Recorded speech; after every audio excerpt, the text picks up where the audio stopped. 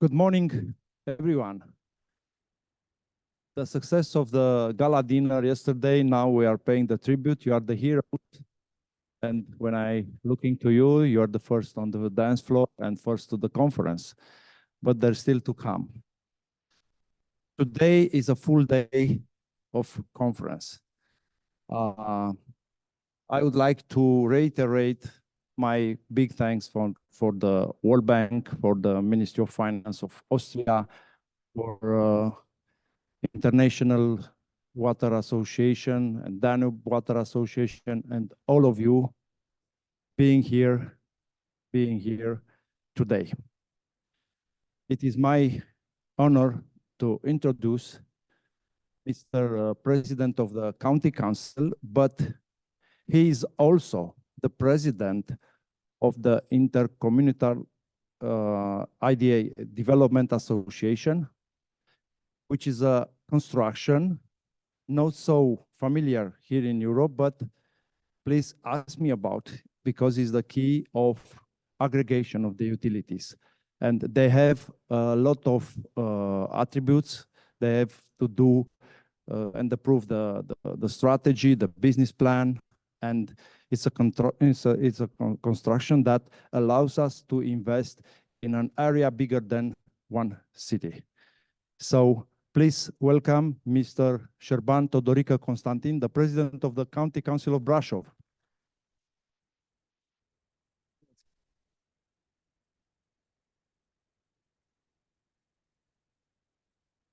Ladies and gentlemen, it is a great honor for me to address you today at the Danube Water Forum 2024 in Brașov, an event of crucial importance for our common future.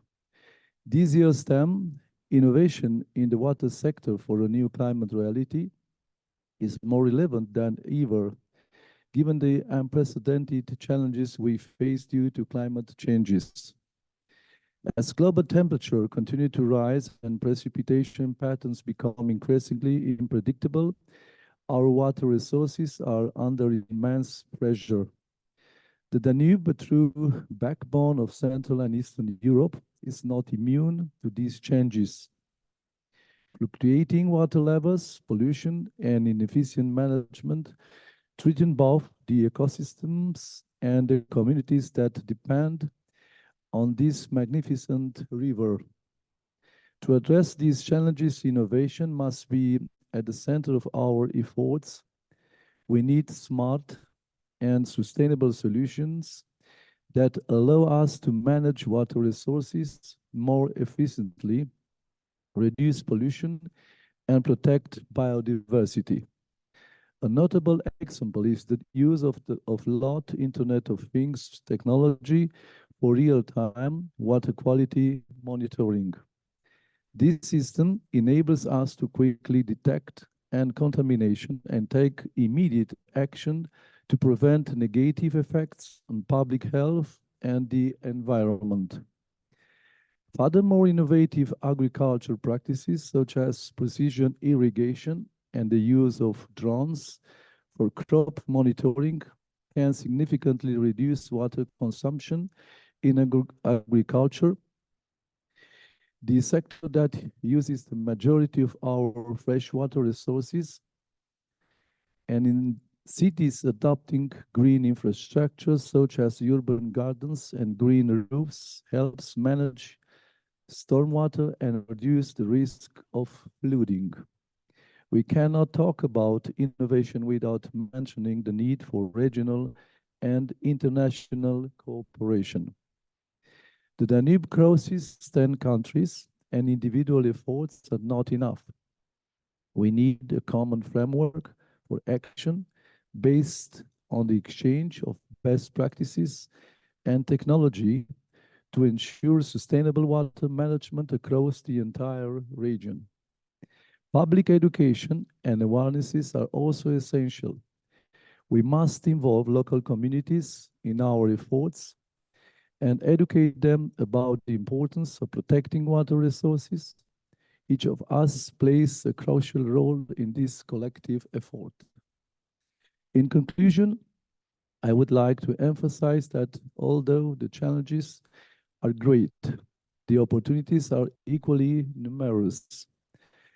Though innovation, cooperation, and determination, we can turn these challenges into opportunities to create a safer and more sustainable future for all.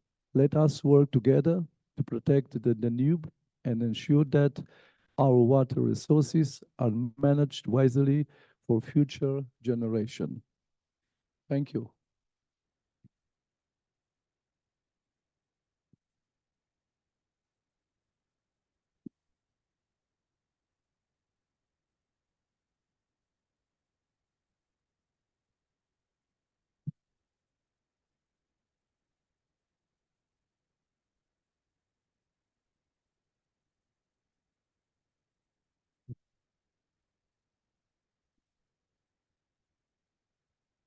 Okay. Are you awake now? Thank you, Mr. President, for those remarks. Just again, to reintroduce myself, and I'll let Ula introduce herself. I'm Winston Yu, the practice manager from the World Bank on water covering this region. And Yeah, I'm Ula Rozman. I'm a young water professional coming from Ljubljana, Slovenia, working mostly in like research, as a postdoctoral researcher. And we, the two of us, are going to moderate, and we have the unenviable position of trying to keep us on track. We've got an hour and a half today to cover quite a number of presentations, but I think it's important to spend this time getting the voices from the Commission, the bank, academics, and also from countries themselves on this issue of this new climate reality. So what you'll see over these next 5 presentations are voices of, what's the latest in climate research, what's the latest in terms of policy actions that countries are taking, as well as what the bank and the Commission are thinking about. So let me turn over to Ula, who'll give you a sort of overview of who our different presenters are. You have all the bios, so we're not going to go into the individual bios to save a bit of time, but Ula will describe what you'll expect to see, and then we'll jump right in. Yeah, okay, so the first one is going to be Dr. Taher Kahil. He will talk about climate change and droughts in the Danube region. Then we have Michelle Sponer about presentation about climate resilience in European Union water service directives. And then we have Dr. Ivailo Castia. He will talk about the role of regulation to strengthen climate resilient water services. Then we have Sergio Tabakuru. He will talk mostly about the challenges in the water service sector. And then we have the last but not the least, Camilo Lombana. He will talk about policy and institutional analysis and innovative regulatory models to boost sector reform.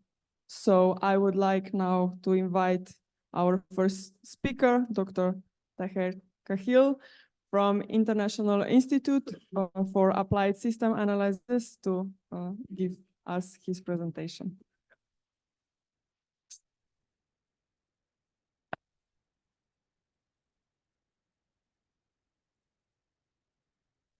Good morning, everyone. It's a great pleasure to be with you here today. My name is Taher Kahil. I'm from IIASA in Austria. It's an international research organization. I'm going to talk today about some research we have been doing in the region and focusing especially on climate change and drought impact in the Danube region. And before starting with the Danube region, I would like to start from the global picture.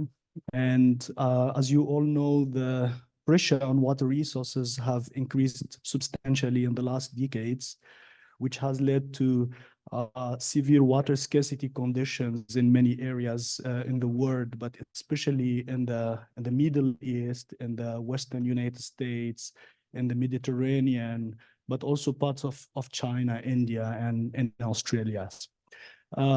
However, using several climate models, hydrological models, and scenarios, we have been looking at how those conditions will be changing into the future. And the map you see here in the bottom is the change in water scarcity, which is the imbalance between water supply and demand 2050. And what we could see here is that water scarcity is expected to increase quite a lot in many areas and becoming a widespread problem in many regions, including areas that never experienced such conditions. Water scarcity could have severe economic impacts. The World Bank estimates that water scarcity could reduce GDP growth rate by 6% by 2050 as a result of losses in agriculture, health, and property, but also could have severe environmental impacts that could lead to the degradation of water-dependent ecosystem that sustain the livelihood of millions of people. Now, if we zoom into the Danube region, looking at the left-hand side, water availability currently is quite high in the Danube region. We see availability of more than 9,000 cubic meter per capita, which is relatively high compared to other regions in the world. But of course, there is a lot of variabilities among the countries. Some countries have a very high water availability, while other countries, they are quite close to water scarcity condition.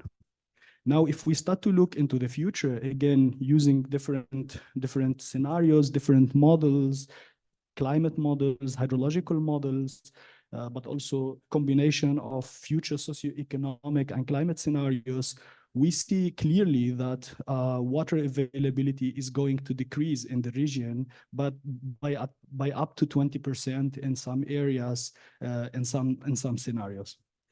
Now, if we look at the other side of the story, to the water demand, which is also currently quite low in the Danube region, so you see that the average availability in the basin in the region is about 300 cubic meter per capita, which is quite low compared, for example, to the whole Eastern Europe, Central Asia region. Again, a lot of variabilities among countries. Most of the water is used for industrial and domestic purposes, but also for agriculture in some countries such as Ukraine. Looking into the future, using also the same models, the same assumptions, we see that the water demand will really increase a lot. So it might increase up to 50%. The signal is very clear in all scenarios. This will happen especially in areas in the southern part of the region. Now, water stress. So water stress is basically putting together the water availability and water demand.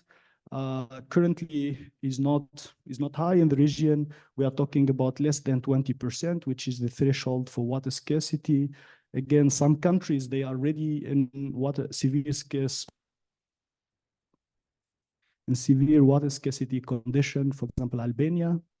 But if we look into the future and combining both demand and supply, it is very clear that the region will become more water stressed, but especially in the eastern and southern part. Now, if we bring also to the discussion the drought impacts, so droughts are recurrent hydroclimatic events that reduces substantially water availability. We see that the region droughts are not new in the region. We saw about 69 drought events in the last 25 years. But the future projection shows that this will increase. Drought hazards, just looking at the climate model outputs, we see that drought hazards are going to increase and increase actually significantly especially in the southern part of the region. Now we went in this work, we went one step further. We wanted to look what are the possible impact of these changing drought hazards in the region. And we followed actually the assessment that was done by the European Union for the European countries. We did the assessment for the Western Balkan and Ukraine and Moldova. We did the assessment for several water-related systems. In the presentation, I'm going to focus only on agriculture and hydropower. Currently, you see at the left-hand side, the average annual yield losses because of drought in the current condition, in the present condition. We see annual losses range between 2 and 10%.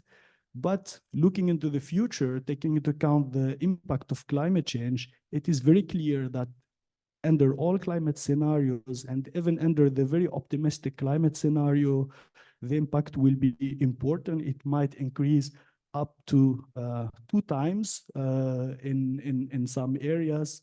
Of course, we think that this is not only the impact of drought hazards, but also because of the vulnerability of the sector. That includes the non-irrigation, the inefficient irrigation, and also the low storage capacity to address water variability. Same looking at the hydropower sector, an important sector in the region. Currently, there are, of course, losses because of drought that could reach up to 15% in certain countries. But what is really striking here is that in the future, those losses could increase even 4 times under certain scenarios in certain countries. And of course, this would have cascading impact on energy prices, especially because of the other specialization and hydropower in many countries in the Danube region. Now, of course, drought hazards are increasing and their impacts as well. But what about the country preparedness? We think it's not yet. Following an assessment that was done in the European Union to assess the country preparedness for drought, we also conducted an assessment for the non-EU countries of the Danube region, so for 7 countries. Following the methodology used in Europe through interviews with key institutions, asking about several important aspects that includes the regulatory frameworks, their roles and responsibility, the management instruments in place, the adaptation measure, and so on. So if we look at the European level, actually, the European countries, I will just focus on 2 important results. We saw that in the European level, the results show that in 8 out of 27 EU states, there is no specific legislation currently on drought. And only 13 out of 27 EU states have drought management plans in place at different levels. If we look at the non-EU countries of the Danube, the picture is also almost similar. 3 out of 7, there is national legislation on drought in place, but not fully developed. And the development and adoption of DMPs is very, very limited in this region. In terms of monitoring on the countries is mostly focusing on other risks, but less on droughts. The approach, the management approach is more like a reactive approach, not a proactive one. And 5 out of 7 countries have allocation mechanism in place, but they are facing implementation challenge. To conclude my presentation, based on the assessment we did, we see key opportunities in the region for enhancing resilience to climate change and achieving or maintaining water security. Those are opportunities that have to be discussed actually at the country level, and the technical experts need to further assess them and come up with precise measure to implement those. So one important thing here to mention is that the Danube region has a very high transboundary dependence ratio. It's the 2nd highest in the world after the Central Asia region. That means that we really need to focus on transboundary cooperation and try to strengthen it in the region. A second aspect is looking at the non-revenue water in the Danube country. We see a very high rate of non-revenue water reaching even 80% in some countries. That means we really need to do extra efforts to reduce water losses and improve water use efficiency in the region. Next, the level of irrigation is very low in the region, and that of course tell us that maybe there are possibilities, opportunities to expand and modernize irrigation to make it more resilient to future changes. Another opportunity is related to storage capacity. Currently, the storage capacity in the region is relatively low if we compare it to the whole Eastern Europe, Central Asia region. That would also mean that there is possibilities, opportunity to enhance storage, maybe also through nature-based solutions. Next opportunity is also the region is highly specialized in hydropower. That makes it very vulnerable to climate change and drought impact, and that also could be one solution could be to try to diversify the electricity supply. And finally, we see also a lot of barriers related to the institutional and management capacity, and that would, of course, improvement in institution and management capacity would be very, very helpful here. Thank you very much.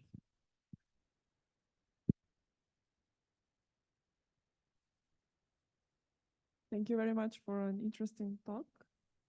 So if you have any questions, just keep them in mind, and we will have in the end a Q&A session where you could also ask specific questions for our presenters.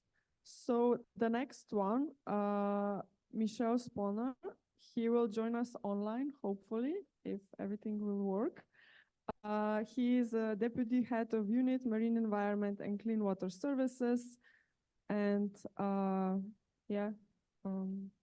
Michel, can we hear you? I'm with you. So yeah, please give us your presentation. Thank you, and thank you very much. So I am, well, good morning from Brussels. I'm really sorry to not being with you, but you know, we are now working quite a lot on Commission side with limited means, you know, on all these subjects. And you know, by the way, I'm really happy to see that YASA is working also on water. I was thinking YASA for me, it's you know, modelers on air quality. So it's really interesting also to see this work from YASA on water. I will present you something which is very in the actuality now, which is the review of the Urban Wastewater Treatment Directive, which was just, we just had a deal between the Parliament and the Council on this directive. And obviously there are several angles related to climate change and to the evolution of the climate. But before going into this directive, which is very concrete, I would like to mention that obviously at Commission side, we are working on the subject on water resilience. And we will deliver a kind of overall communication on the subject, identifying different possibilities of action that we can take at European level. Certainly, we can do a lot of things at European level, but also at national, regional, and local level, and all that should be coordinated in a sense to make sure that we are adapted for this enormous challenge of water resilience in the coming years. And probably the new Commission to come after the election will have to, because it's inevitable, to work on this subject and to dig in and take concrete measures also to improve the water resilience of the European Union, including the Danube country obviously. Well, I think that said, we have already the Drinking Water Directive, which was reviewed recently, and which include, for instance, a concrete measure for the member states to measure water losses, for instance, in their system, and to progressively reduce these water losses and make a kind of a comparison between the member states, and then take action with we have the possibility to develop a new objective for water losses. I will dig in now the Urban Wastewater Treatment Directive. On the next slide, you can see that this directive, we have reviewed it simply after an in-depth evaluation of what has worked and not worked with this directive. Well, I will not go into the details, but The existing directive was from 1991, and it has delivered a lot of good results simply because it's a simple directive. It's about collection, treatment, and monitoring reporting on wastewater in all the cities and villages above 2,000 inhabitants in the European Union. What we have learned from this evaluation is that it works well. We have really improved the quality of the water in the European Union, which is really also important in the context of water resilience. And also, you know, the European Union was not only providing this legislation and acting with infringement case, but we were also delivering a lot of European money. Around 2 billion per year are provided to the member states only for the water infrastructure and their water infrastructure. And probably this will continue and increase in the future with the challenge of water resilience. I would say that there are room for improvement. There were room for improvement for this directive. There is remaining pollution, and we're coming on that. Eutrophication remain a problem. This sector is also using a lot of energy at the end. You know, around 1% of the energy of the European Union is going into collection and treatment of wastewater. Such is not properly managed, and water is not reused in these facilities, not enough. And then we have also issues with governance and some coherence with the legislation. On the next slide, it's a rapid illustration. I think if you click 2 times, maybe you will see the two, I'm not sure. But that's the remaining pollution that we have identified. Clearly, there are different sources of pollution, which are the non-compliant member states, but the non-compliant load has decreased years per year. So now around between 80 to 90% of the load in the European Union is compliant with the standards, which is really a good achievement, but still, there's still non-compliant load. Another part is individual systems, which are sometimes not under control and not properly managed. And then another important source is urban runoff and stormwater overflow. And it's clear that with the evolution of the climate, we can see that we have more and more heavy rain during short periods, which is something new, and most of the infrastructure are not completely fit for that, and we need to adapt to this new element, which is really important. And well, you know, in a sense, we are investing, and we have invested a lot of money to treat the load during the dry weather, and with good results. But then suddenly you have a big rain, and in 1, 2, 3 rain, you jeopardize all the efforts made on the dry weather by releasing in the environment a lot of pollutants, simply because the rain is so heavy that all the wastewater treatment facilities are bypassed. There is also micropollutants which are not treated now in the wastewater treatment plant, but also this, the standards of the directive are really old-fashioned, and you know, release notably on nitrogen and phosphorus, they were really old standards. Last but not least, you have small agglomeration below 2,000 inhabitants, which are not covered by the directive and which remain an important source of pollution. On the next slides, yes, the next slide, because that's an illustration of the pharmaceuticals that you can find in the rivers. Well, what are the solution and what are the requirements of the new directive? So first, on stormwater overflows and rainwater, we are conscious that there is not a single solution at European level which can be defined at European level. So solutions have to be local, and we have seen that you know, several countries have applied some best practice, and they have always found local solution through integrated water management plan, meaning that you have to dig in and to zoom on what happens in each cities, and see what would be the optimal solution for each city to afford this type of event, heavy rains.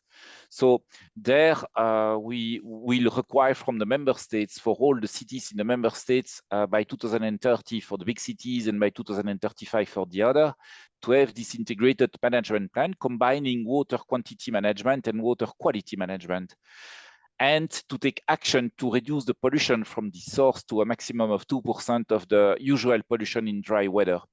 how to do that. There are different possibilities, but we have a kind of hierarchy of action there, starting for prevention. So try to avoid that the rainwater is going into the pipes, and so that more green space are inserted in the cities, but also less that the impermeabilization of the cities is reduced as far as possible, so that the rain can be absorbed in the cities and without going into the pipe, if possible. If they go into the pipe, the second hierarchy is to try to optimize the existing infrastructure. What we have seen is that a lot of countries and or cities have a reservoir, but these reservoirs are only managed with a quantitative approach and not a qualitative approach. So we will push for having a kind of a better monitoring of what happens in these reservoirs to ensure that the dirty water coming from the rain, the first rain, is properly treated in the wastewater treatment plants after the rain. So there is a kind of work of modelization, optimization to be done in each city. And when it's not enough, then member states and cities will have to build additional infrastructure, but in last resort, we would like to really have cost-effective solution applied really at a local level. On the other measure, small agglomeration and secondary treatment, in fact, in the European Union, secondary treatment will be the minimum standard for all facilities and for all villages above 1,000 inhabitants, because we have also reduced the scope of the application of the directive.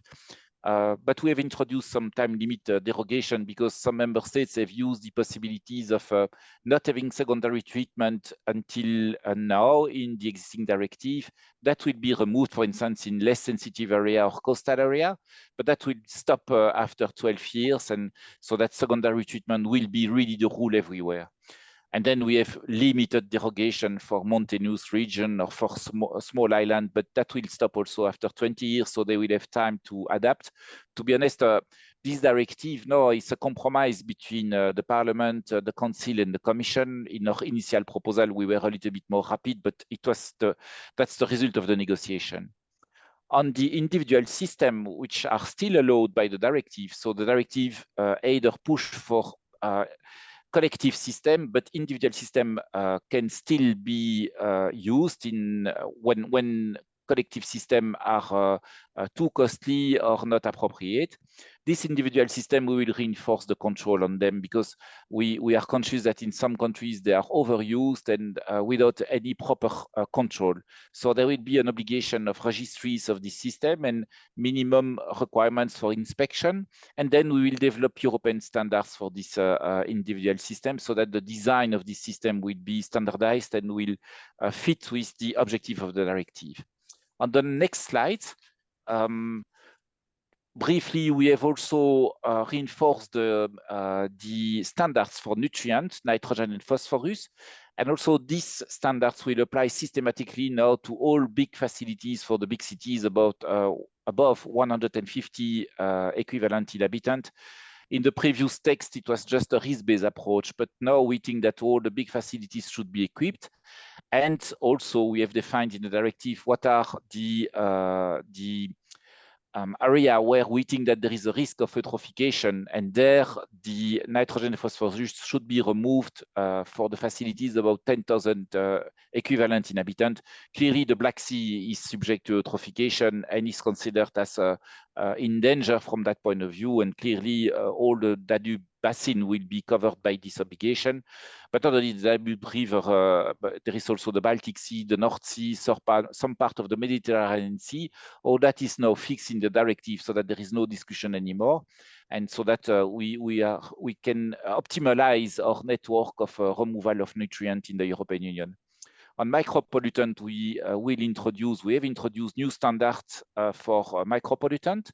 They will also apply to the big facilities and also to the smaller facilities when there is a risk, for instance, when there is I don't know, water intake or where they go in where the treated water is going into a lake, and there is an accumulation of this micropollutant. What we have seen in our studies is that these micropollutants are mainly coming from the pharmaceutical residues and from the cosmetic residues. So we managed to negotiate an obligation for the sector to pay for these facilities. So all these new treatment facilities on micropollutant will have to be paid by the pharmaceutical and cosmetic industry. On the next slide, briefly, but I will not go into too much details, but the principle of this producer responsibility is that pharmaceutical industry and cosmetic industry, they place product on the market, and these products are leading to this pollution. And they will have to pay according to the quantities and the hazardousness of the product they are placing on the market. The money will be collected by a producer organization and will be retroceded to the wastewater treatment operator under the control of the different member states. But clearly, we have fixed a quite precise rule at European level, leaving some flexibility where it's needed for the member states to adapt this rule to their local circumstance. It's something which is not new. This is already applied largely for solid waste management, for instance, for packaging, for old car, for batteries, but also in some countries, in 10 member states, there is already such a system for collection and treatment of old pharmaceuticals, but only solid waste. So we were not extremely original, but we were cutting and pasting what happens in the solid waste, and we apply it now in the liquid waste in a sense. On the next slide, you will see that we have also worked on greenhouse gas emission and energy. As I was mentioning, this sector is using about 1% of the energy of the European Union, but some countries are already at zero. So the energy produced by the wastewater treatment plant is enough to compensate the energy that is needed for this collection and the treatment of the wastewater. So what we have included there is the objective for reaching energy neutrality by 2045 for the sector.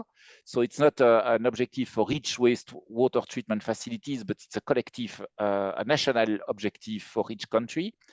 But it's based on the obligation of making energy audits for all facilities above 10,000 inhabitants. There are some derogation to this principle, but the principle is there, and it's an obligation with different interim deadline to reach this energy neutrality. That will lead to a reduction of 50% of the greenhouse gas by 2045. We think that it's the first step to go through climate neutrality, which will be the next step for the next revision of this directive. But to go to this next step, we also impose a more precise monitoring and reporting of greenhouse gas emission of the facility so that we can prepare the measure for moving towards energy neutrality. Through climate neutrality by after 2045. On the next slide, you can see that we also try to better connect this directive with circular economy, but also to water resilience. In fact, on one side, we have introduced a lot of obligation to reduce pollution at source and to try to track pollution inside the system. So there is an obligation to monitor and track these pollutants in the system so that the pollutants which are not treated and accumulating either in the treated water and in the sludge are avoided, but at source. And that will lead to an improvement of the quality of the treated water, but also an improvement of the sludge and opening the path for a better use of the sludge and of the treated water.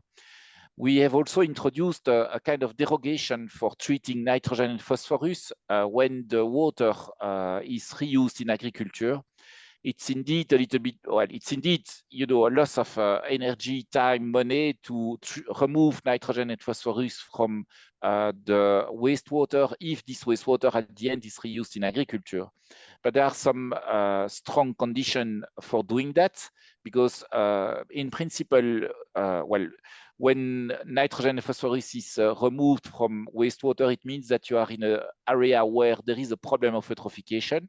So there are strict conditions to make sure that the nitrogen and phosphorus which is brought to the fields is exactly what is needed for agriculture, and so that losses are reduced or even nearly zero. So there are strong conditions for doing that, but the principle is there.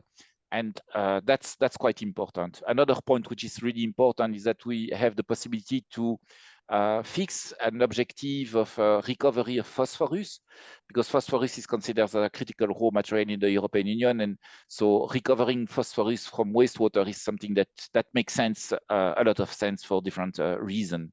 So that will also contribute in a sense to water resilience. Also another measure which is there, which is not voluntary, it's compulsory also for all wastewater treatment operators to consider the possibility of water reuse. Well, it's already the case and applied in countries where there are more problems of drought, like Cyprus, Greece, Spain. But we think that with the increased problem of drought in the future, that will have to be expanded to other countries. On the next slide, I would like to insist on the fact that the sector on wastewater, but it's the same case for drinking water, is a captive sector. So meaning you don't have the choice of your operator. And so meaning that you need more transparency in this sector and full transparency, so that we have included several requirements to ensure that, that the performance of each operator is measured, but also reported and made public. We have also learned from the COVID crisis, and we have, now imposed that some health parameters are systematically tracked in the wastewater. That was really important for the COVID because, few weeks or even months before the pandemic happens in the European Union, the COVID was already present in wastewater, and with a better tracking of some virus in the future, we can certainly anticipate this type of pandemic and take measures in advance.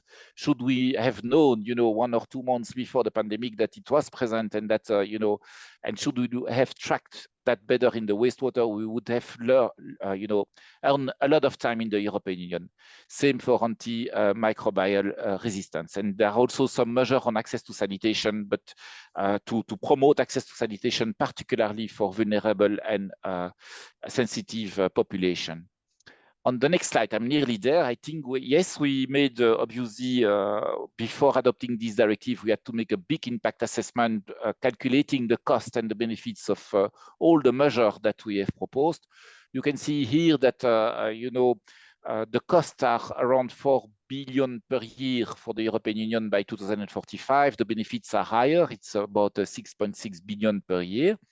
But usually these costs are funded today by 70% with a water tariff, with big differences between the countries, and 30% with public budget, including European money and World Bank money, by the way. So public budget is covering 30%.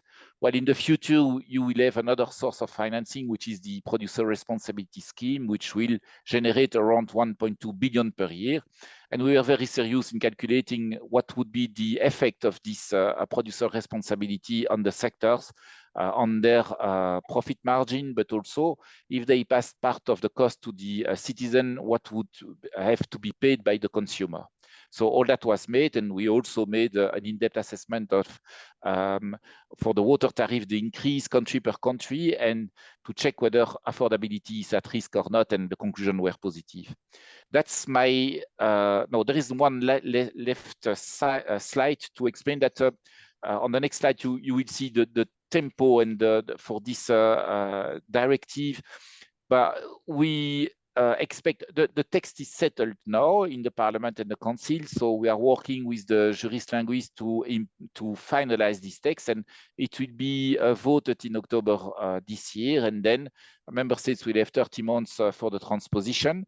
But clearly, we are now preparing with the member states the transposition, notably on producer responsibility, but not only, and preparing also the implementing and delegated act. So that was my final slide. Again, I had zoomed into this very pragmatic and concrete directive, but it's clear that this directive will contribute to the water resilience problem, modestly but surely. And it's clear that in the future, all the European legislation will have to take into account water resilience. That's absolutely clear. Thank you very much for your attention.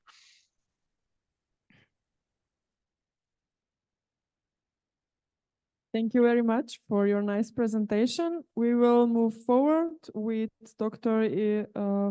Ivailo Castilla. He will also join us online. So he is Vice President of VAREC and also Director for Water and Sanitation Service, Energy and Water Regulatory Commission. So the floor is yours. Thank you.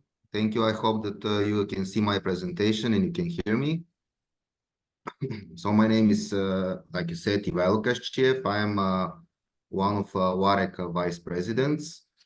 Yes, okay. So VAREC is Association of the European Water and Sanitation Regulators. We started our activities in 2014.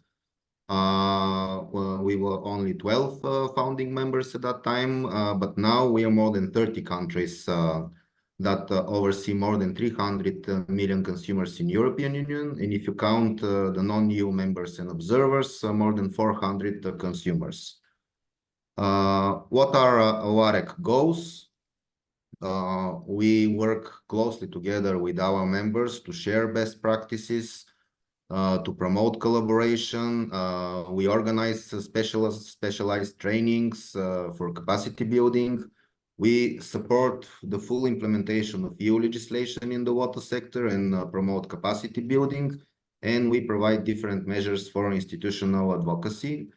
On this slide, you can see some of the latest reports that are available on VAREC's website, including the latest KPIs report that I will present some of its findings. I was the author of this report, but also many other reports for governance, for tariff regulation, and for any other very interesting issues. So I do advise everybody to visit VAREC's website and to review the materials. They are free and publicly available. We all know that water and sanitation services are very differently organized in Europe. We have all possible models for service provision. Of course, most used model is the delegated public management models, but you can see also the direct public management model and also the private management models. When we speak from the regulatory perspective, however, we find that it's very difficult to regulate delegated public management model when it's organized in a multi-sector communal public utilities, which provide not only water and sanitation services, but any other type of municipal services. Also, unfortunately, we still see that in many countries, the municipalities provide directly the water and sanitation services, not through a public utility. And in this case, it's very difficult to regulate this because you don't have a proper separate accounting of costs and assets for the different types of services. Regulation of water services is organized in different ways. In Europe, usually when the country decides that they need to introduce national regulation from local to national, usually they use the existing energy regulator, so they add the water service regulation to the existing energy regulator. And you can see on the slide that this is most used tool in many countries in the last 20 years. Some of the countries decide to establish a dedicated only water regulator. Some countries use other types of environmental or consumer protection or different type of agency to regulate the water and sanitation services. And still in many countries, the regulation is left to the municipalities. When we speak about regulatory bodies, we see that usually the board members are appointed either by the parliament, in some cases by the government, in less cases by the president of the country. Usually the mandate of the board members is between 5 and 7 years and is limited to 2 mandates. The independence of the regulators is guaranteed by their financial independence. So usually the regulators should be financed from all sources, not from the budget. We see that many regulators, let's say, are involved in tariff regulation. This is their primary task, but not all regulators have the final power to approve the tariffs. Still, in some countries, this power is given to the municipalities or to the ministries. Many of the regulators use key performance indicators to monitor performance. However, in few cases, regulators use these KPIs actually to link with tariffs or formally approve the business plans. So what are the issues when we speak about performance monitoring and evaluation of the quality of service, setting targets, collecting information? These are all findings from the latest KPIs reports that I'm presenting here. First of all is the quality of information. Now, the regulators rely on the data that is reported by the water companies. The problem is that most of this data is produced, generated inside the company. It's very difficult to verify it with external sources. In most of the cases, the water companies do not have data integration inside the company, or what we call islands of information. And therefore, the data can be manipulated or can be mistaken either on purpose or intentionally. Another problem is that the regulators have different powers and capacity and budget and independence to check, inspect, validate, and verify the data that is reported from the operators. And this is why more and more regulators now issue specific requirements to the water and sanitation operators for their internal information systems. They perform different types of activities to check, to inspect, and to validate the data. So they can be sure that they can make valid decisions on the basis of this information.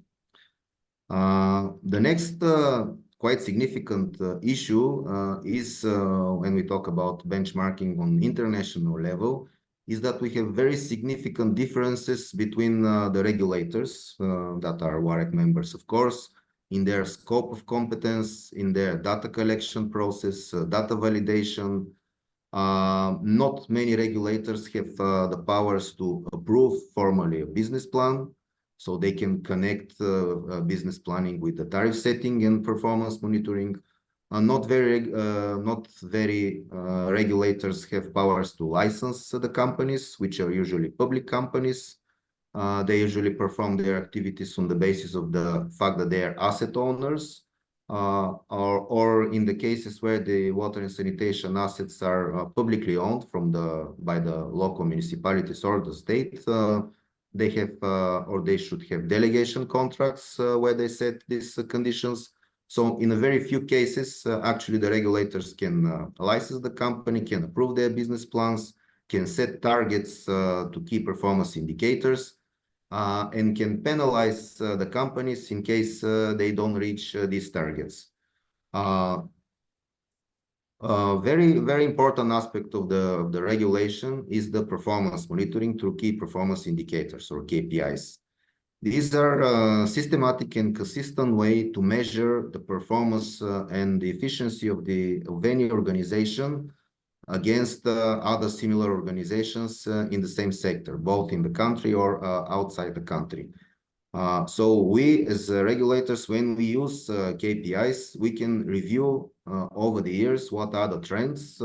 Either the companies improve the quality of service, or unfortunately, in some cases, we see a regress against the targets that are set.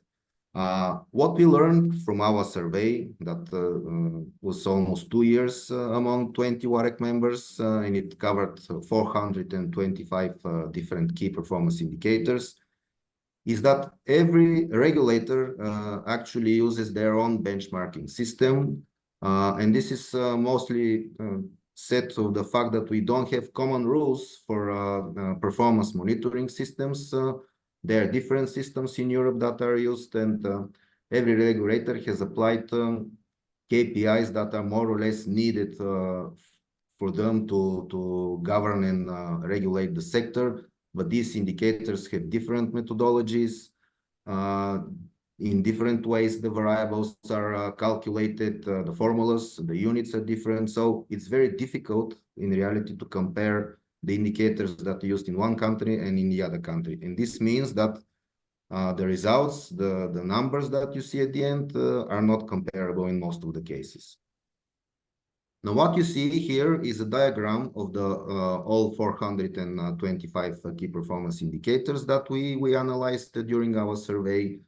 Although they were very different, we were able to combine them into 5 main categories and into more than 20 subcategories. Some of these indicators related to non-revenue water or energy efficiency, for example, are more or less similar. Non-revenue water is usually based on the IWA standard water balance and international key performance indicators to monitor in percentage or cubic meter per kilometer per day. But we see that many countries use different types of indicators like real losses, like infrastructure leakage index that is set as the main tool in the new drinking water directive to monitor the level of water losses. But many countries, for example, have introduced various indicators for asset management, for asset capacity. Complaints and communications are also monitored in a very different way. And most of the indicators related to economic efficiency are also very different when you compare them in the countries. But anyone who is interested can visit the site, can read the report. Very detailed information is presented there, including the full methodology of each country, how their indicators are designed and how they are calculated.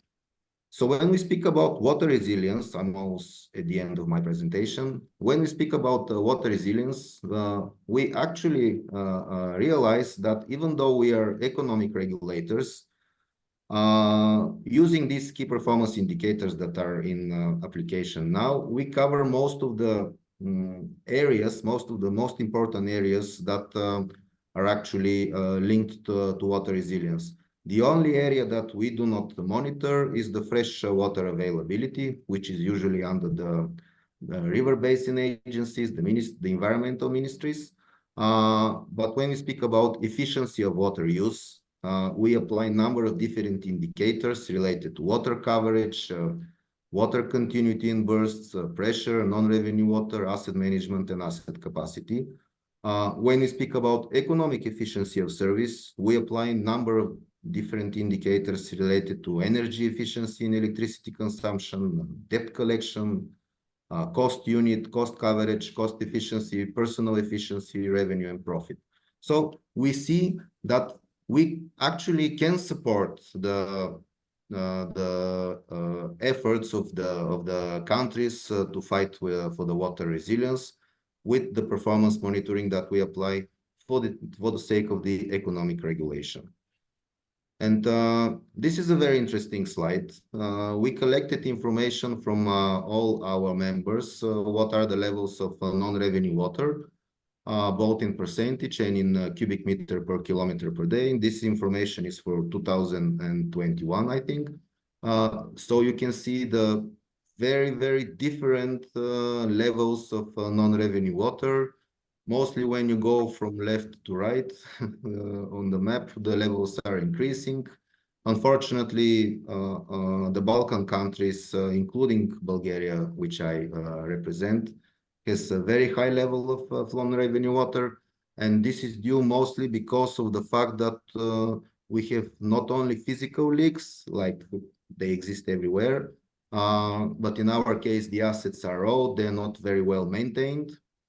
So they have higher level of leakage, but we also have so-called commercial or apparent losses, meaning that too much water is not monitored, measured correctly because the population, let's say, uses different techniques in our countries to manipulate the water meters or have second or third connection and use illegally water. And this is a topic that is very difficult to fight for.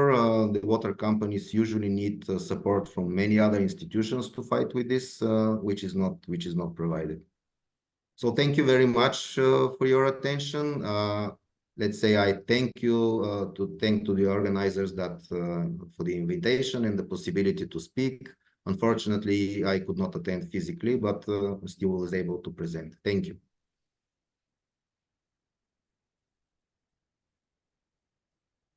Thank you very much. So we will just continue with Sergiu Tabacuru from the Ministry of Infrastructure and Regional Development for Moldova to give us his talk.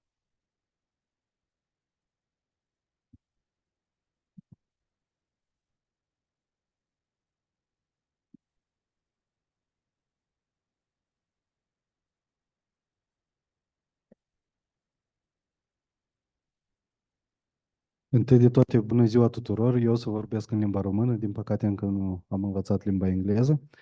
Deci, cum s-a menționat, eu mă numesc Sergiu Tabacaro, sunt șef direcție politici în domeniul aprovizionării cu apă și sănătate de la Ministerul Infrastructurii și Dezvoltării Regionale din Republica Moldova.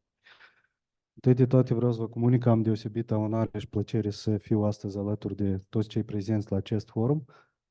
Și în cadrul prezentării mele vă voi informa cu referire la care este situația actuală în sectorul de alimentare cu apă și canalizare din Republica Moldova, dar și ceea ce ne propunem, provocările care sunt în sector, dar și ceea ce ne propunem noi să facem în viitor.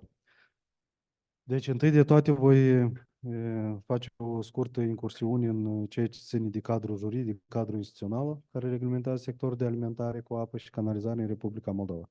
Astfel, cadrul juridic în sectorul de alimentare cu apă și canalizare în Republica Moldova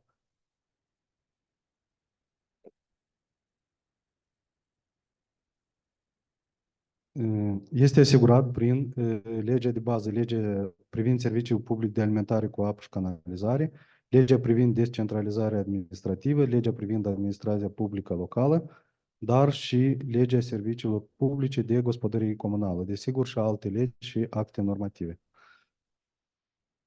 Legea privind serviciul public de alimentare cu apă și de canalizare este legea de bază care stabilește cadrul legal pentru înființarea, organizarea, administrarea, reglementarea și monitorizarea funcționării serviciului public de alimentare cu apă potabilă, tehnologică, canalizare, dar și de epurare a apelor uzate.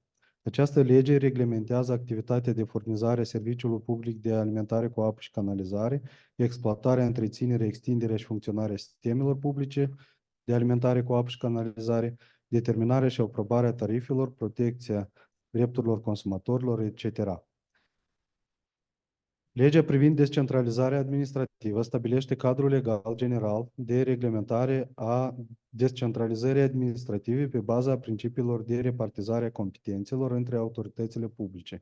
Printre domeniile proprii de activitate a autorităților publice de nivelul 1 este distribuirea apei potabile, construirea și întreținerea sistemelor publice de alimentare cu apă, de canalizare și epurarea apelor uzate. Legea privind autoritățile publice locale stabilește și reglementează modul de organizare și funcționare în general a autorităților administrației publice locale în unitățile administrativ-teritoriale. Legea serviciilor publice de gospodărie comunală stabilește cadrul juridic unitar privind înființarea, organizarea serviciilor publice de gospodărie comunală în unitățile administrativ-teritoriale, inclusiv monitorizarea și controlul funcționării acestor servicii. Cadrul instituțional în domeniul de alimentare cu apă și canalizare în Republica Moldova este format din autoritățile, instituțiile ca Parlamentul Republicii Moldova, Ministerul Infrastructurii și Dezvoltării Regionale, Agenția Națională pentru Reglementare Energetică, Agenția Națională pentru Sănătate Publică, autoritățile publice locale și operatorii de servicii de alimentare cu apă și canalizare.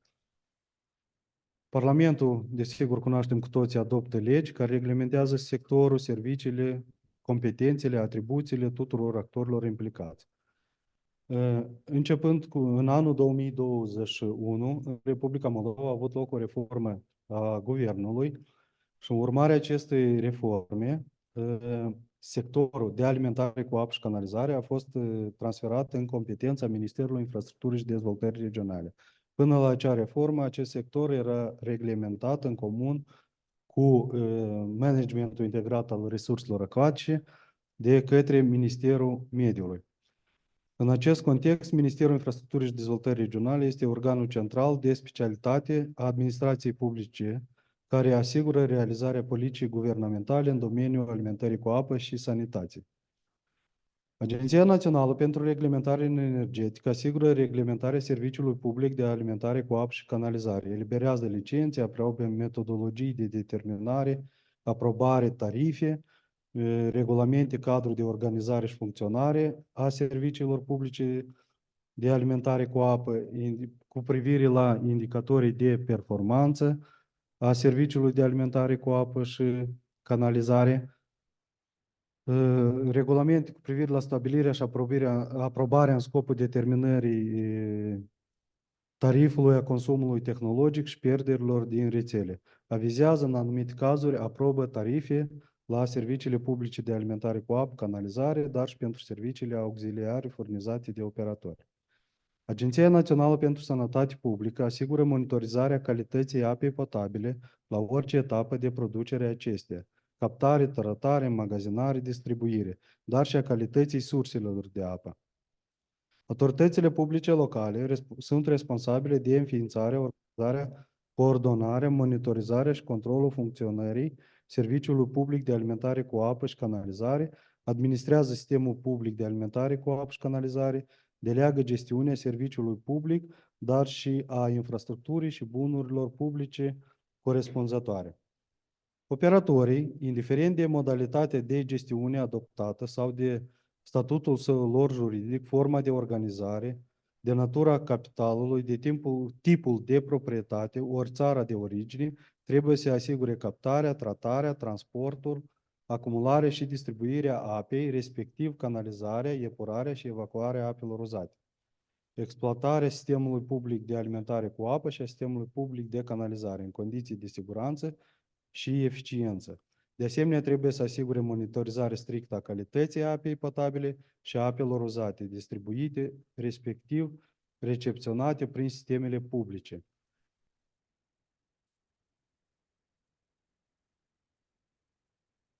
Una din problemele cu care se confruntă sectorul de alimentare cu apă și canalizare în Republica Moldova este calitatea apei distribuite consumatorilor.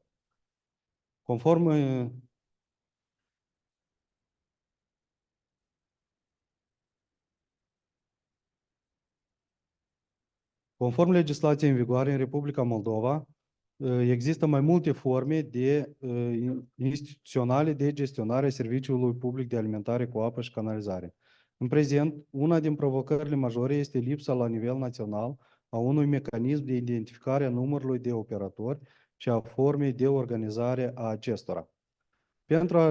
Cu suportul Parlamentului Republicii Moldova a fost efectuată analiză în acest domeniu, la acest aspect, și s-a constatat, în total, în țară sunt circa 898 de autorități publice locale, adică primării. Din toate aceste primării, doar circa 420 au prezentat informațiile solicitate. În rezultat s-a constatat că din primăriile care au prezentat informațiile, în 128 de primării, serviciile sunt gestionate direct de către APL prin subdiviziuni a acestora, circa 30-35%. Prin intermediul întreprinderilor municipale, serviciile sunt gestionate în 250 de unități administrative teritoriale, ceea ce constituie circa 59,5%, în 25 de primării sau 5,9% prin societăți pe acțiuni și SRL-uri, iar în 17 sau 4,1% prin asociații de consumatori specializate în servicii de irigare și nici într-un caz prin intermediul întreprinderilor private specializate. O altă problemă în sectorul de alimentare cu apă este calitatea apei distribuită consumatorilor. Conform investigațiilor de laborator efectuate de Agenția Națională pentru Sănătate Publică, în perioada anilor 2020-2023, circa 44% din populația țării nu are acces la apă potabilă. Și vedem pe slide că circa între 35-40% din apa livrată consumatorilor nu corespunde parametrilor nici chimici, nici microbiologici. Deci, cum am menționat, în anul 2021, Ministerul a preluat sectorul de alimentare cu apă și canalizare, efectuând o analiză în sector, inclusiv cu suportul partenerilor externi. A fost luată decizia de a iniția o reformă în acest sector. La sfârșitul anului 2022, începutul anului 2023, această reformă a fost inițiată prin elaborarea unui proiect de lege de modificare legii cu privire la serviciile publice de alimentare cu apă și canalizare. A fost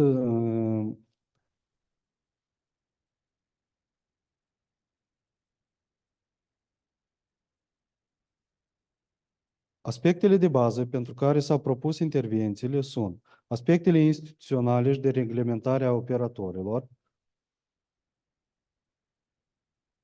licențierea operatorilor, aspecte legate de gestionarea infrastructurii, dar și aspectele tarifare. Propunerile care noi de modificare a legii privire la serviciile publice de alimentare cu apă și de canalizare prevăd excluderea întâi de toate gestionării directe pentru serviciile de alimentare cu apă prin subdiviziuni ale autorităților publice locale. De asemenea, extinderea reglementării de către ANRE asupra tuturor operatorilor, eliminarea diferențierii între operatori în funcție de zona în care își desfășoară activitatea, oraș, municipiu, raion sau sat, comună. De asemenea, ne propunem introducerea unui sistem informațional de management, monitoring al serviciilor de alimentare cu apă și canalizare. De asemenea, avem aspecte legate de clarificarea diferenței între gestiunea directă și cea delegată. Modificarea condițiilor de licențiere pentru a realiza procesul de regionalizare. Noi ne-am propus să modificăm în lege ca operatorii care au în area de acoperire mai mult de 10.000 de locuitori să poată să se licențieze. De asemenea, o condiție de licențiere va fi și calitatea apei distribuite.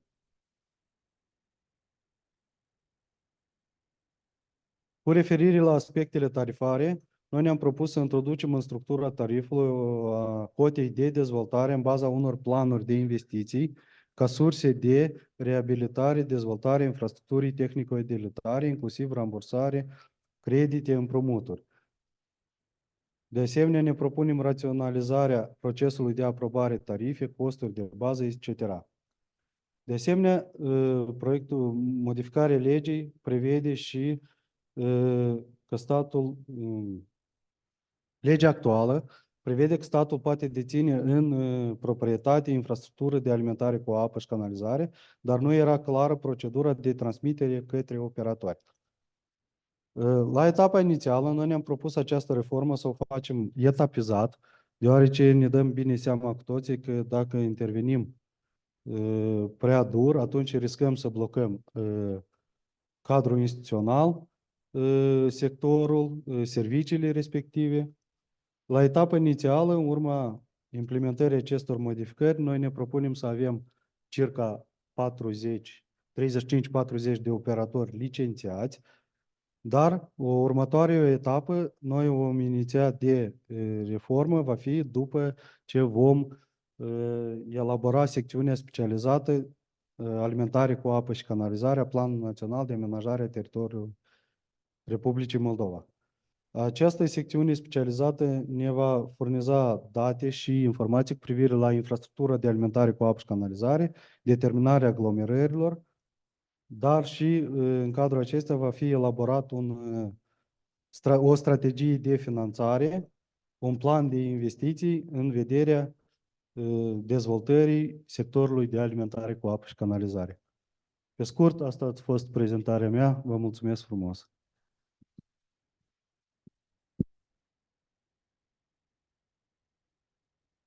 Thank you for your presentation.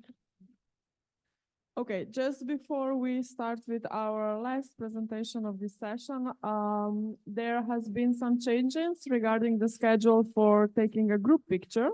So don't leave the place here because we will take a group picture here after this session. Okay? I know we are all looking forward to a coffee break, but just hang out a little bit here and to take a picture, and then we can continue discussion during the coffee break. Okay, so the last speaker for this session is Camilo Lombana. He's Senior Water Supply and Sanitation Specialist from World Bank. So come, the floor is yours. Good morning, everyone. How are you doing today? Good. All right, so just to wrap up this session, we wanted to share with you a new initiative for an approach that we have to assess the overall enabling environment of the water sector. So this is something that we're implementing in a set of countries in the Western Balkan region. So the starting point is to understand a way of seeing the vicious cycle of non-performance in the water sector. We can narrow it down to the water supply and sanitation. Then if we start with the top of this little graph, we see that usually obstacles in the enabling environment, and when we talk about enabling environment, is the set of rules, the regulations, the institutions, the norms. So basically the rules of the games to which utilities are forced or need to obey. So what we see is that when we have in let's say a non-conducive enabling environment, we see that utilities can perform well, right? So, and then when that happens, and if utilities don't have all this clarity in the overall institutional environment, then the service that they provide is not the one that the population would expect. And what happens when the service is not good is that first, users are not willing to pay for that service. Second is that regulators don't have also the support to enforce a cost recovery tariff. What happens with that is that then utilities are not sustained over time. And then what happens with utilities that are not sustainable, what happens with utilities that are not providing good services is that it gives room for further political influence. And that somehow closes this loop, and we come back to an enabling environment that is even less conducive for utilities to perform. So now what we are trying to propose now is that through a set of proper policies, institutions, and regulations that are fully aligned and that are fully integrated, we might be able to break this vicious cycle. Then when we talk about integration among these three aspects, policies, institutions, and regulations, what we're trying to make sure is that they are all aligned, right? So, for example, if we take the case that has been discussed to date about non-revenue water, so if the government's policies to tackle this huge challenge of non-revenue water, you would require, of course, the public policy that comes from the national government suggesting that this is to be a priority, but you also need to have the institutions that are capable to cope with that policy, right? So you need to have water utilities that have the capacity, you need to have overseen, or you need to have national governments that are able to provide the technical assistance, but it's not enough to have the policies and to have the institutions, but you also need to have the regulatory instruments that would allow utilities to provide incentives in that regard, and was also discussed by the previous speakers. So basically, what we're trying to say here is that via having a proper policy, institutional, and regulatory environment, we will be able to break that cycle. So this is the framework that we have, or the approach that we're proposing and that we're using. So through this framework, we are managing to understand what are the key elements among these three pillars. So once they do that, we manage also to identify what are the binding constraints or what are these key aspects that are not allowing these three pillars to move on the same direction. But more important, we're trying to be propositive here and try to find consensus building among different stakeholders and understand what is needed and what needs to be changed to move forward the sector. So in the case of the program that we're supporting at this point through the Utility of the Future Center of Excellence, we are aiming at having these PIR diagnostics in the 6 Western Balkan countries. We're doing it in a let's say more agile manner that would allow us to support the dialogue and support clients as they move forward.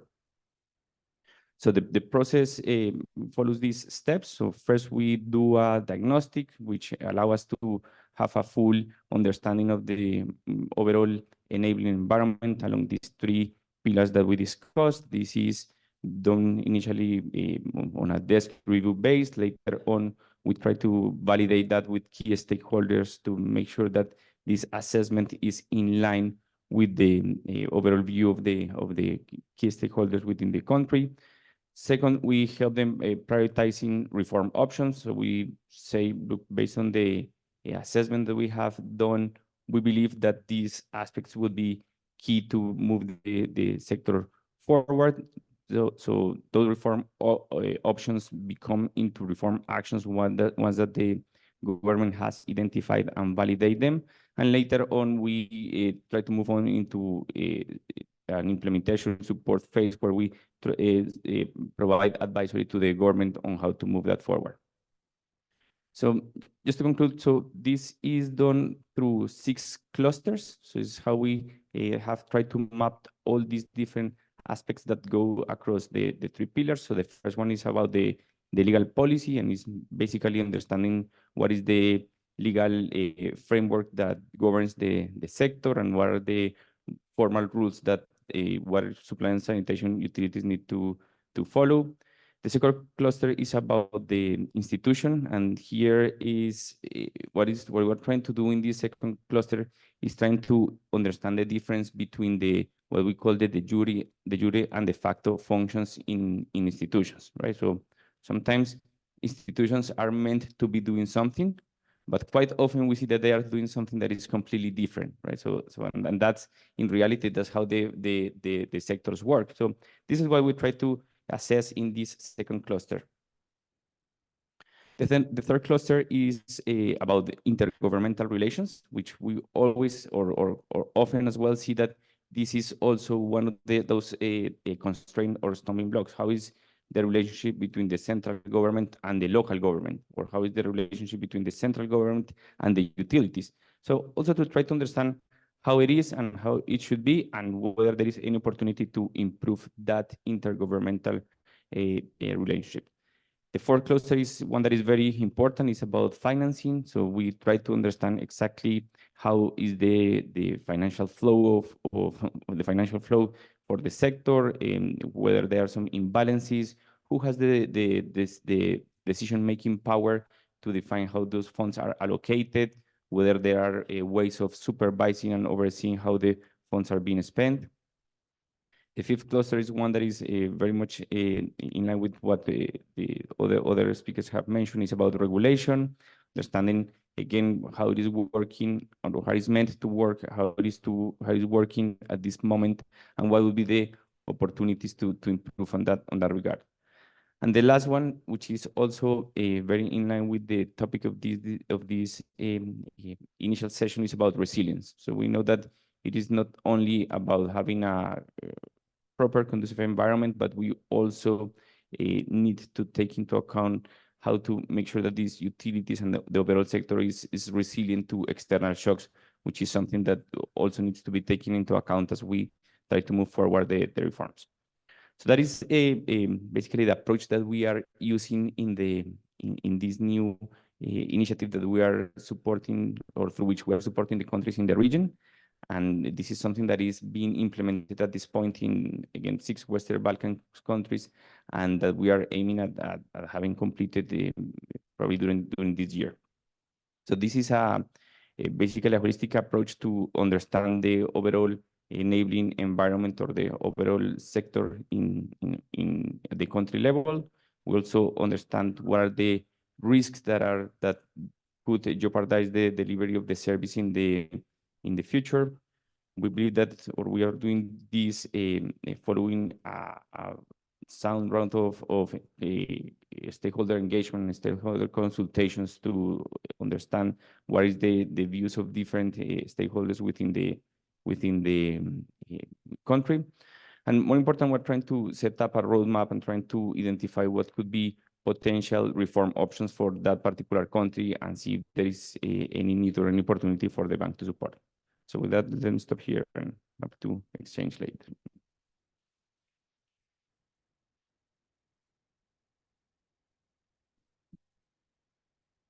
Okay, well, I have failed you. I'm sorry. It's 10:30. We were hoping to get to Q&A. If you will indulge us, I would suggest actually we maybe take a few questions. You've heard a lot from Tahir's presentation on what the future is going to look like and the woeful planning that's happening on droughts, specifically to Michel's presentation about the Urban Wastewater Treatment Directive and some of the thinking there about what the future of that directive will look like, to Vilo's comments about regulation, and the really, I hadn't appreciated the real challenges with really understanding and benchmarking regulation across the EU and potential new member states. Sergio's comments on what Moldova is doing to address this 44% of the population does not have access. And then Camilo's comments about what the bank is doing on the topic of policies, institutions, and regulations. So a lot of content, but would love to hear from you any questions or comments. There will be microphones circulating, so please just raise your hand or jump in.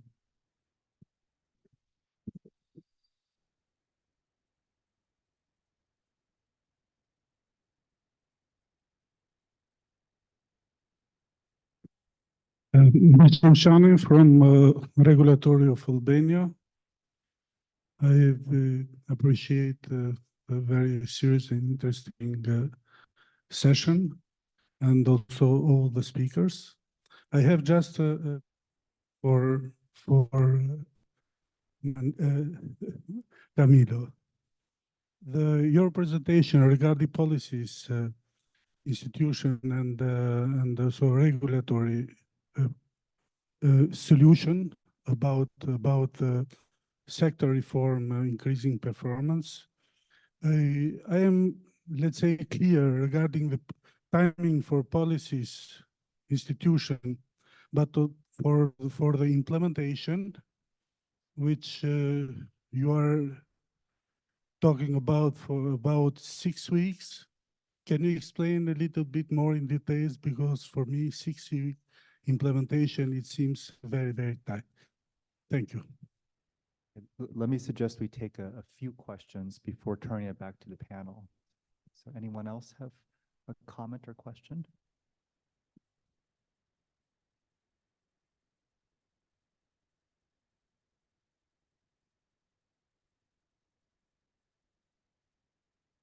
Thank you very much. I'm Josiana Knight from DHI. And from the presentation from each of you that we have heard, and I have the thoughts that basically that we are speaking about really the climate risk mitigation and the action plans, what we are facing right now.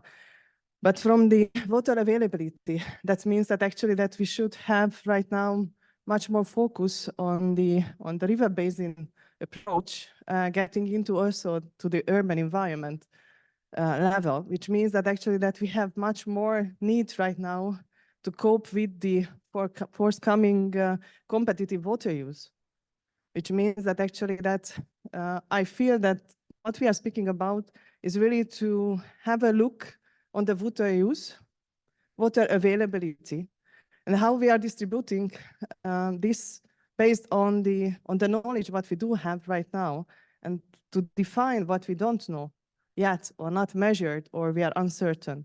Because climate risk is something that we experience right now. We have droughts, there is an increased risk for using it, much more needs than ever for the efficient water use, but we need this kind of data and we need this kind of systems, which is really putting things together to able to do the wise decision on the governmental level, which is not just only for the urban sector, but for the other sector as well. So my note is here that whether, for example, in this utility of the future aspects, do you consider this kind of embedded type of competitive use for water? Thank you.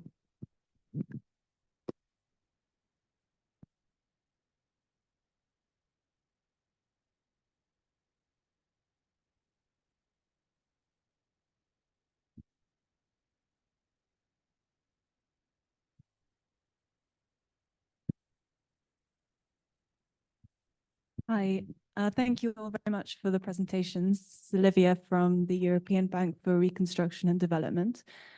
And I just have a question for a colleague from the Ministry of Infrastructure in Moldova. And I was just wondering, as you mentioned that you're embarking on big investment planning for the water sector in Moldova, I was just wondering whether there are any strategies you're considering to adapt to changing hydrological variability in Moldova?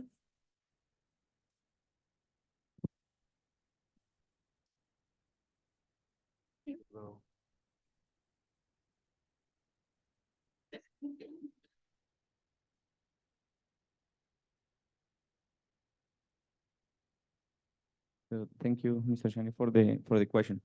So I think that the implementation of these reforms is a long-term task, right? So it starts with a first assessment and with that understanding of what is feasible, what is needed for a particular country, and what is feasible for that particular country. And I think that we talk about this issue of 6 weeks is to try to understand what would be feasible for the country. Definitely not thinking about the implementation. So the implementation of the measures, you know, it's a long-term engagement that usually you need several phases, and that's what we're trying to come out with in those 6 weeks. But by no means if having the reforms enacted and implementation.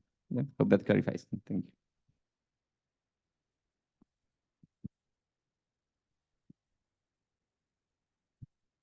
Yeah, I mean, responding to the question about water allocation, yeah, indeed, it's a very, very important question. And actually, the water stress calculation normally takes into account both the availability and demand. And the results we showed today, they actually show that water demand in the region is going to actually increase quite a lot. So the availability might be reducing a bit, but more is the water demand and the competition over water resources. So yes, and a basin approach is very, very important, is needed to take into account all the demands, the upstream, downstream impact. We also look at the water allocation rules in the region, and we see that there is not yet a clear allocation rule. Especially the environment is getting a lower priority in the allocation, and therefore we are encouraging a more flexible and adaptive approach to allocation of water resources, and also might be useful also to use some economic instruments to encourage a more efficient use of the water. There are experience of water trade, water banking, which are showing to be very efficient in certain settings in Australia and California, which we can learn from. Thank you.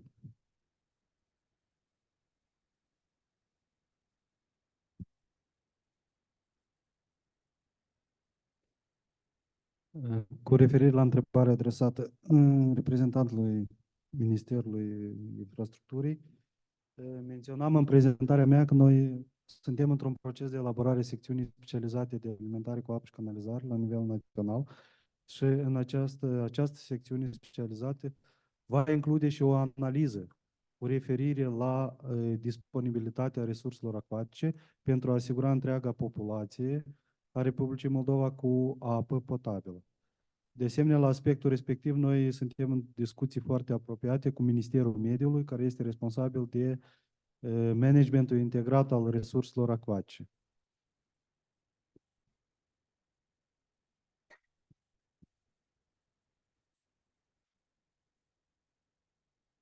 What about the two speakers that are online? Oh, yeah, okay.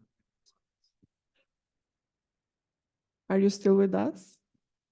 Oh, yes, on my side, yes, but I haven't really a question which is addressed to the European Commission, unless I'm mistaken.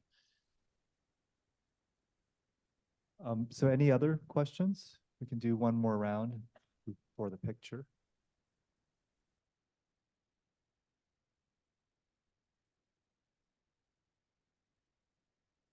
So your silence must mean that we have solved all the problems.